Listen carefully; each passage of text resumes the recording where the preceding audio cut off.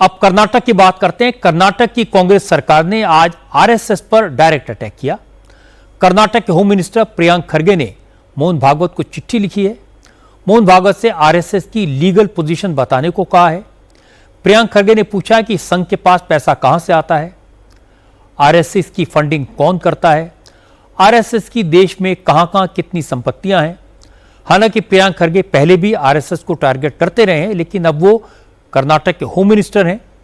आज प्रियंक खरगे ने कहा कि कर्नाटक के लोगों की सुरक्षा की जिम्मेदारी उनकी है। आरएसएस कोई रजिस्टर्ड ऑर्गेनाइजेशन तो है नहीं, और आरएसएस दावा करता है कि वो कर्नाटक में 20 लाख लोगों को इकट्ठा करेगा। इसलिए गृह मंत्री होने के नाते उन्हें संघ से ये पूछने का पूरा अधिकार है कि वो 20 लाख लोग कौन हैं, कहां से आएंगे, उनके आने जाने, ठहरने और खाने पीने के लिए व्यवस्था कौन करेगा, फंड कौन देगा। जो भी मेरा पावर है संविधान से आता है, मैं उसको वो जो संविधान के चौखट में ही करना पड़ता है ना मुझे, वो तो लांघ नहीं सकता मैं। हाँ, मैंने जो भी किया, लेटर लिखा है, it is the most civil thing to do.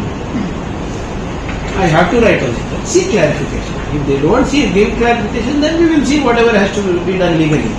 ना मैं, ना आरएसएस, ना प्रियंक खरगे, ना मोहन भागवत जी संविधान के ऊपर है। जो भी है कानून के तहत ही होगा, जो भी है संविधान के फ्रेमवर्क में ही होगा। मोहन भागवत जी की सिक्योरिटी पे पहले भी कई बार कांग्रेस सवाल खड़े कर चुकी है। गवर्नमेंट ऑफ इंडिया की जिम्मेदारी है, किसी भी शख्स पर जाता है तो वो उनको security. Fine, I am not, where am I debating? I am debating a simple point. Please tell the taxpayers why he needs that kind of meeting. What is it that RSS does? क्योंकि संघ पर खासकर उसके registration को लेकर लगातार सवाल उठ रहे हैं, इसलिए केरलम में संघ के कार्यक्रम में मोहन भागवत ने इसका जवाब दिया। उन्होंने कहा, संघ एक सांस्कृतिक संगठन है, सरकार से कोई डोनेशन नहीं लेता, इसलिए रजिस्ट्रेशन जरूरी नहीं है। Hindu Dharma is not registered. Many things are not registered. Those who want to have funds from the government, they require registration. That has to be there. Government knows Sangha is there. Government banned us twice, and that ban was released. Once by court order, another by Satyagraha. So government knows they banned RSS. That means they knew RSS is there. RSS is recognized. So all this has happened over 100 years. Nobody told us that you must register. Our constitution, written constitution, is with the government. We have submitted it in 1950s. Therein government would have said, okay, all is well, but you have not registered. First register, then we will accept. They did not say that. So why should I respond? All this is politics, nothing serious. They say we are secretive. Our Karyakartas live in all localities. People are daily seeing them. Our shakhas are on open grounds. People are daily seeing them. We have public programs. We have such a enormous outreach in this year. In every block we had Hindu Sammelan. So all these things, they are not possible if we are secretive. लेकिन प्रियंक खरगे अपनी बात पर अड़े हुए हैं। वो कह रहे हैं कि मोहन भागवत को इतनी सिक्योरिटी क्यों मिली हुई है। तो प्रियंक को जवाब दिया बीजेपी के सांसद नारायण साहब भाग्य ने। उन्होंने कहा कि प्रियंक खरगे की हैसियत आरएसएस पर सवाल उठाने की नहीं है। संघ 100 साल से समाज सेवा कर रहा है, आज तक किसी ने संघ से सर्टिफिकेट नहीं मांगा। कांग्रेस को प्रियंक खरगे की गलती की सजा भुगतनी पड़ेगी।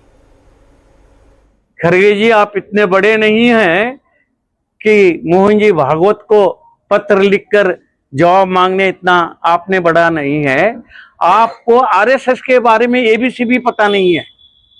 आरएसएस एक देशभक्त संगठन है, 100 साल का संगठन है।